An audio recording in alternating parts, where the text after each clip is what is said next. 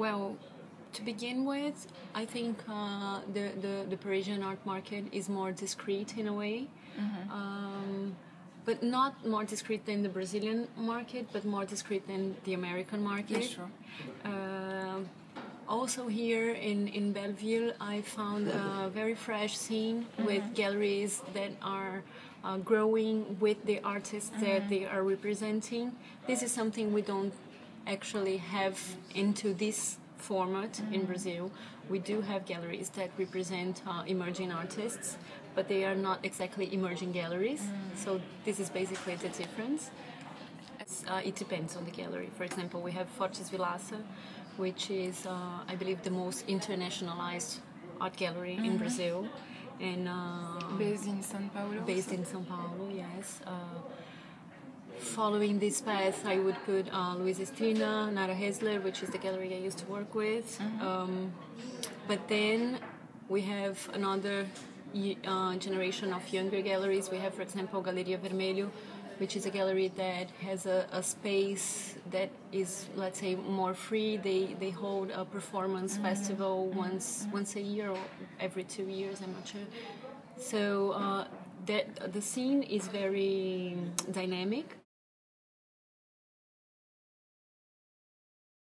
Well, we have one very important art fair, which is SP Arte, which happens in the Biennial building in São Paulo. It began, I guess, 10 years ago, but I'm not sure of the date. And well, today Gagosian, White Cube, all the major galleries in the world participate in SP Arte. And now, 2 years ago, Art Rio began. Okay. And in a very fast pace, they achieved a huge amount of money circulating and also important galleries and important artists with it.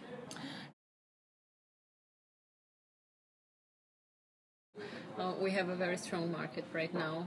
It's growing, and we have galleries popping up everywhere, especially in São Paulo and Rio de Janeiro. São Paulo is the main hub in Brazil.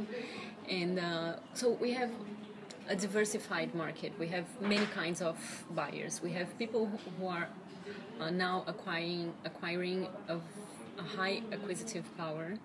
And obviously we have those buyers that buy something that will go with their couch. And we have the other buyers who are really focusing, trying to think about how to arrange a collection, how to make a collection that is a kind of a statement of what they want to support in terms of contemporary art. So within those collectors, we have the collectors that are completely focused in Brazilian art, and they will usually prefer to buying Brazilian artists. But then we have huge collections, for example, Bernardo Paz, who is a collector that many international artists of the biggest importance want to work with. We have like statements from Anish Kapoor in Inhotin's website. What he did with his collection is something really great and unique. So yes, I guess we have a diversified market, and we have the collectors who are focusing in Brazilian art, and then the collectors who are making more diversified collections.